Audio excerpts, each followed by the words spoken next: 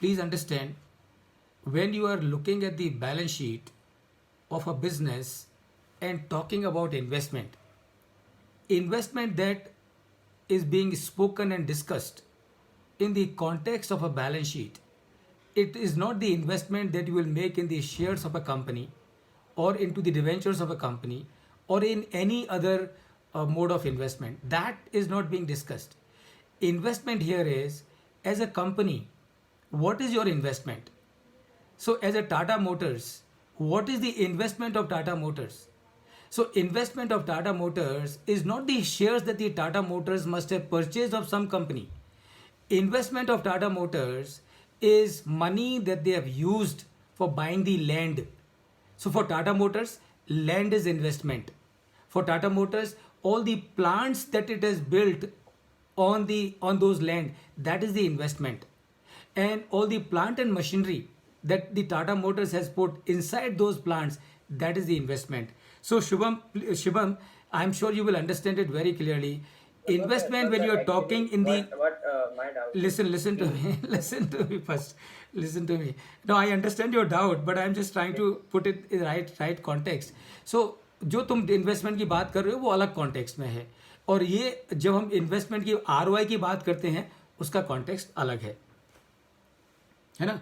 So this sir is, जैसे कि suppose अगर मैं मतलब ये तो मेरे एंगल से हुआ कि मैं इंडिविजुअल, सपोज मैं कोई कंपनी होता, ठीक है, और आप मेरी बैलेंस शीट एक महीने बाद देख रहे होते एज ए सीए या फिर जो कुछ, तो आपको क्या दिखता वहां पे कि इसके पास 20 लाख है, इसने यूज 6 लाख किया है और बनाया 30,000 है, तो आप कैसे इवेल्युएट करते कि इसका आरओआई कितना है?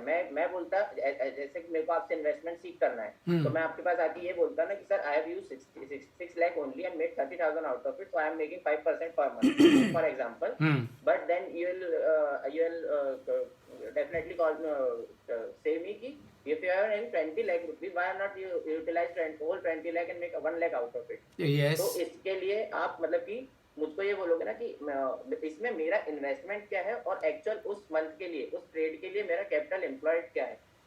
ओके ओके शिवम, देखो बहुत बढ़िया पॉइंट है Shivam. I think very good point.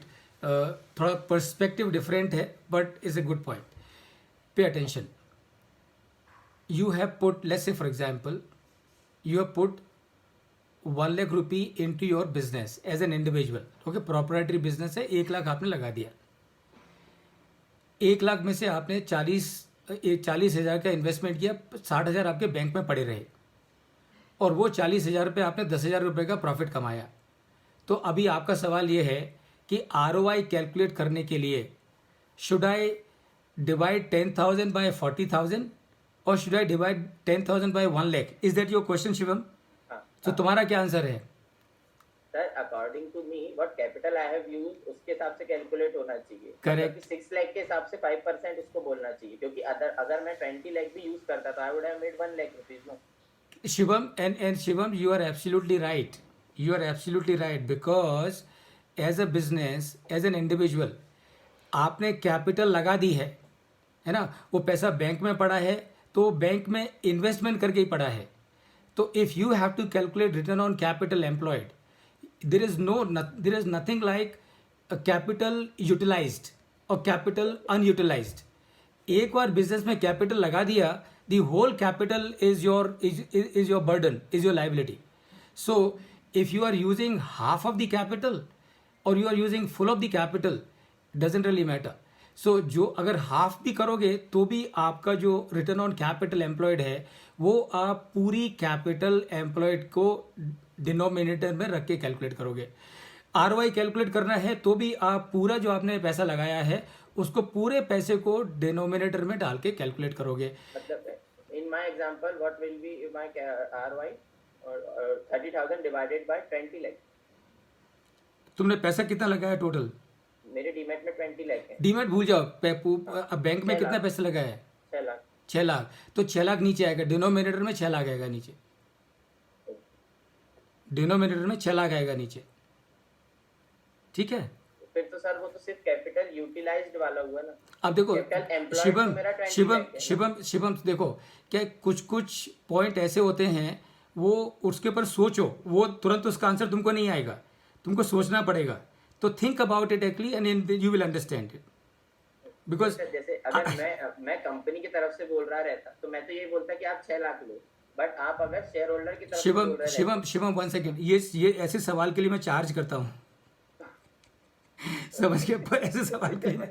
सो ये सवाल तुम मुझसे बाद में पूछ लो, पर सोचो उसके बारे में. थिंक अबाउट इट कि सर जो बोल रहे हैं इसका मतलब क्या है, उसकी इंटेंट को समझो. एंड और वो जो अगला जो हमारा जो ये है जो केस, उसको आंसर करो तो you will get it clearly, all of you. So please find out based on these numbers as to what is the return on capital employed. Should not take you more than 1.5 minute. ये जो number है आपके screen पे, using these numbers, tell me as to how much is your return on capital employed.